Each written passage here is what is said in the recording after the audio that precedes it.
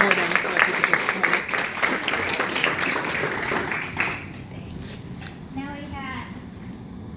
Now we have Valerie Frankel.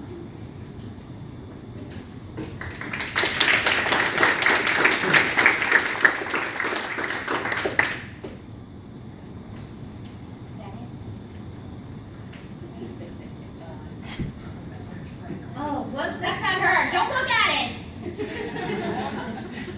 I'm sorry. I shared author name, which is why Valerie is spelled Franco. Oh, okay. Do you want to take She'll do better. She knows her name better than I do.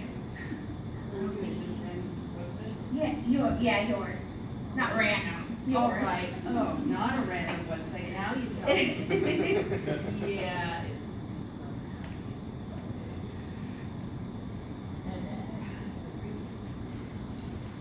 Oh, there we go. All right.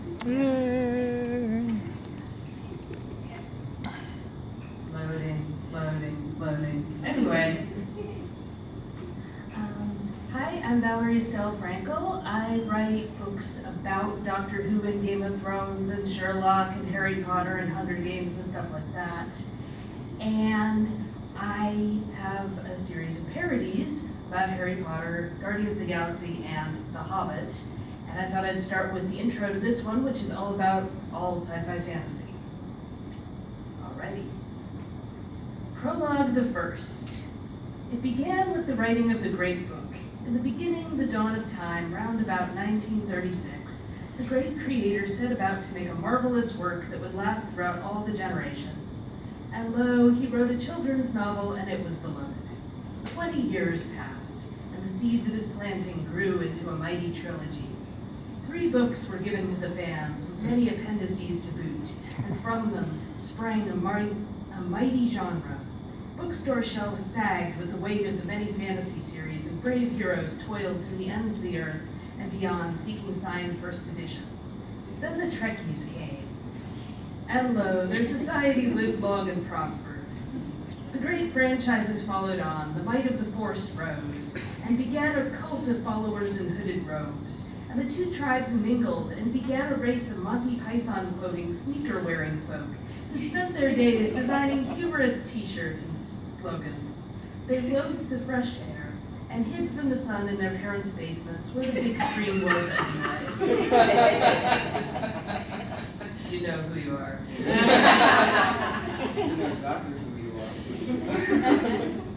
United, they built a mighty empire and named themselves the Geek. Their realm thrived.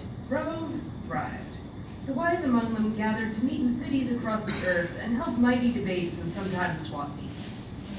Many years passed.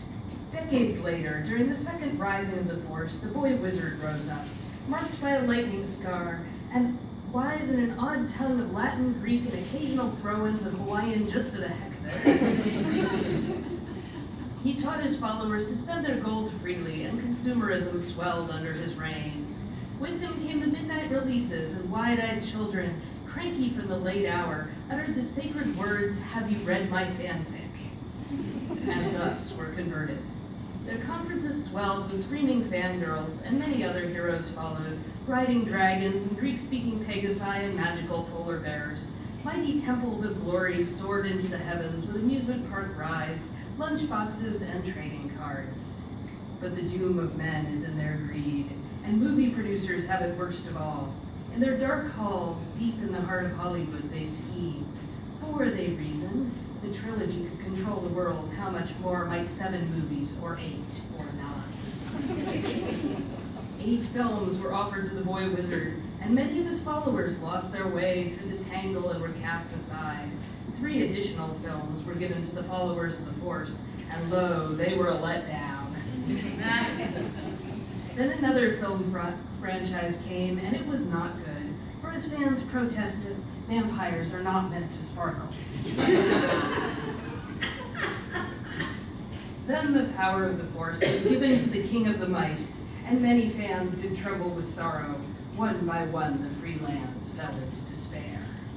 But then a light shined anon from the skinny isle of New Zealand, and the halflings strode forth in 12 hours of extended edition glory. Yea, even with bonus features and cast interviews, the saga was quoted on every screen, and the seedling of a series long sacred to the geeks but unknown to many others, ascended to the gloried halls of pop culture. Elves crowded the Renaissance fairs, and joy was heard throughout the land. But the hearts of men are easily corrupted. Another franchise had grown too powerful, too rich. A further duology was proposed, and deep in the dark heart of Hollywood it began to form. But they were all of them deceived. It swelled into a trilogy, and 9 hours were given unto the geeks, to say nothing of the DVD extras. The Halflings town in New Zealand was rebuilt sturdier than before, so the creators might make of it a theme park, and the sheep were driven off. And the geeks were divided. Some clutched the new offering as a treasure and vowed to give it all their devotion as they had its parents, even to the buying of Denny's meals to get the trading cards. And other geeks spoke against the first of the films and complained that the rock giants and hedgehogs did not delight them, for it was that they stopped the movie dead. And thus the fandom was sundered. Among the unsatisfied was a smaller tribe called the Nitpickers. And they were the most dismayed. For they reasoned no great creator had the right to fashion rabbit sledges and elf salads, which were a perversion of the great source of all.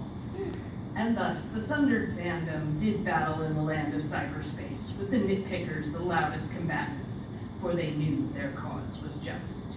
This is a book for all of them.